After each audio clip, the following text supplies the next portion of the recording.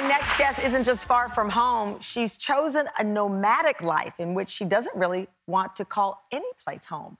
Marinel De Jesus was a former civil prosecutor with the Attorney General's office in Washington, D.C. for 15 years. But in 2017, the sudden loss of her mother made her instantly reassess her life and start a new chapter trekking the world's mountain ranges. Her adventures have taken her from India to Cuba, and today she's joining us from Dahab, Egypt, where she's just finished a 24-day trek through the Sinai Desert. Welcome, Marinel De Jesus, to the show.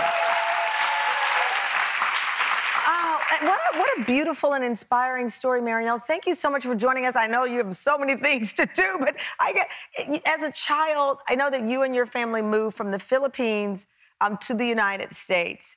But you say for you, home isn't a place, it's a sense of belonging. Explain that.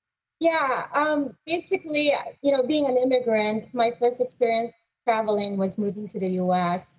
And I thought U.S. would be the place of home. But I realized the world is a big place, and I started getting into traveling overseas.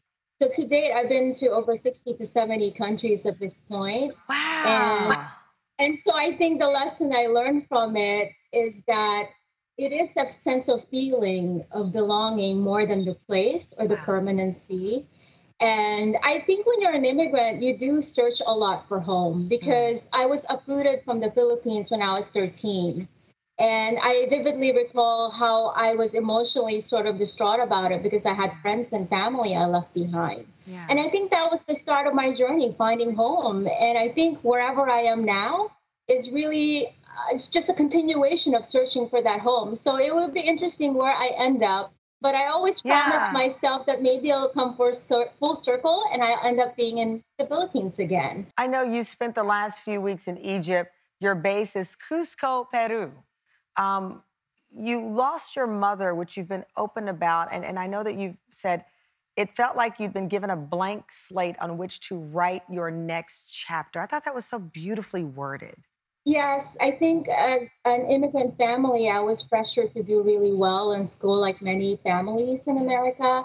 And I became a lawyer for that reason. That story was mostly my parents' story that I basically participated in. And I think when my mom was, she left, I felt sort of like, well, what do I do now? And I knew in my heart what I wanted to do. And I also realized that life is short. When someone so you dies, you just really have to rethink everything. And I fell in love with hiking and the outdoors. So I had to be honest with myself.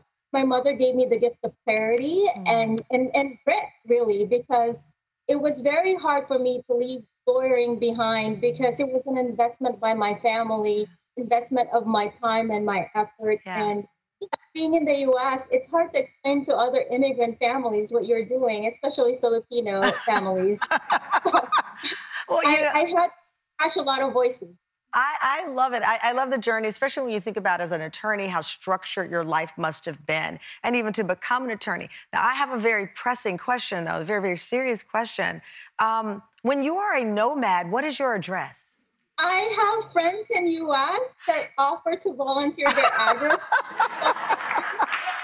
It's actually the multi-million-dollar question for a nomad, because I am forever connected to the U.S. no matter how nomadic I get.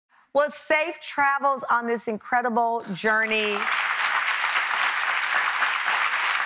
I think it's a beautiful way to honor your mother by having the freedom to make the choice on how you and what you will call home. Thank you so much. We hope that when you do make it back to the States, we see you in person.